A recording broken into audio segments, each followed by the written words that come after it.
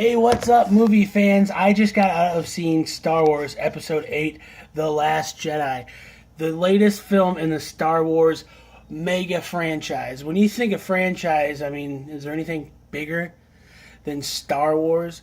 For almost 40 years, Star Wars lore has captivated audiences of all ages, and this is no different. Every year for the last couple years, we've gotten a huge December film in the Star Wars series.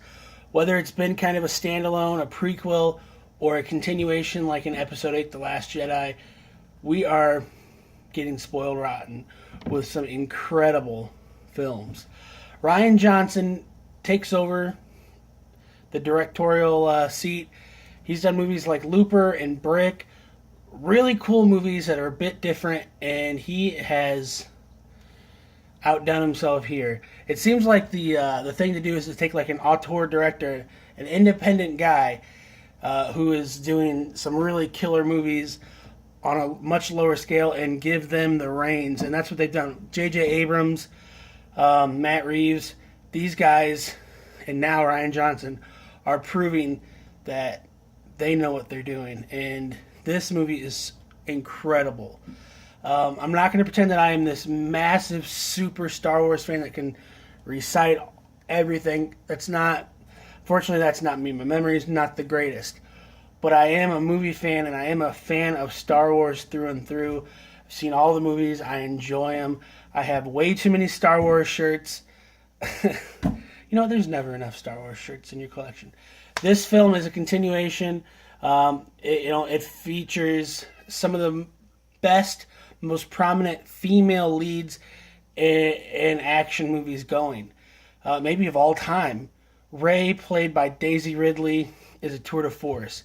Carrie Fisher reprises her role as Princess Leia, tour de force. And I think it's her final performance. She may have done like a more of an independent film as well, I'm not sure.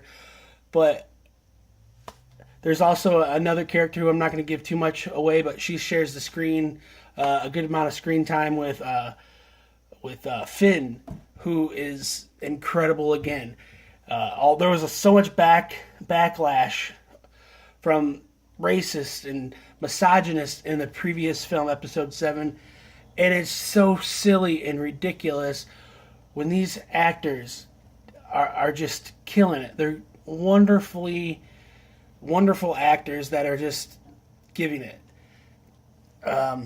It's continuation in this, and they're trying to stop this new empire, this new republic, and Kylo Ren.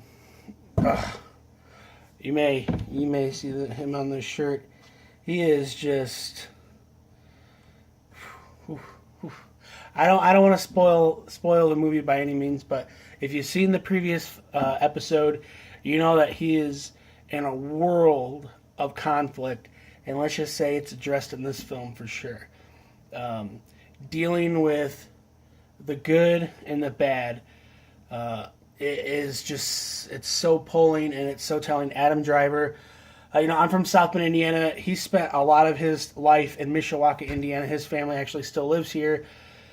It's so cool. It's so amazing to know that someone that had a good amount of their life in a nearby town, a town I go to on the daily, is in probably the biggest film of the year, and he is the star of the biggest film of the year, and he does a phenomenal job. Anyone who's from any country in the world, how could you say Adam Driver doesn't give a stellar performance? Daisy Ridley, great, stellar performance. This is just an initial thought video, no spoilers, nothing like that. I really enjoyed this film. I think they are continuing to give us some of the best work that they've got. It's very difficult when you grow up with, the original trilogy, 4, 5, and 6, and these lines are so quotable. Scenes you could close your eyes and you're knowing what's going to happen. And then you've got these new series, the episodes 1, 2, and 3, which kind of got some serious backlash, which I think was a little bit unwarranted. I think there's just as many silly things in the original trilogy as there are in the new trilogy and in this current set. And I think that the backlash that they get is kind of tough, and it's unwarranted.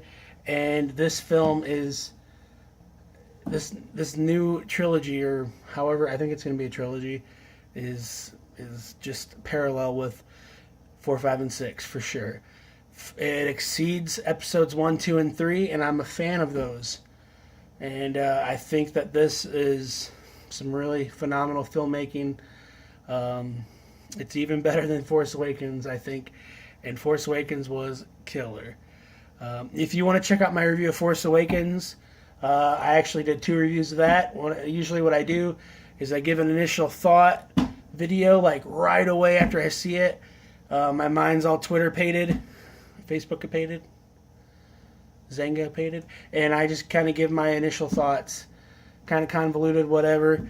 And then I wait a day or two. I think I only waited 1 day last time, but I rewatch it in the theater and kind of give another more thorough review. At least that's my intent.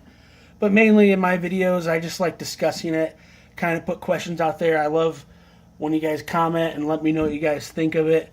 I'm a huge movie fan. I have been my whole life, and it's awesome to see these epic films on the big screen. Here's hoping one day we're going to get 4, 5, and 6 back in the theater.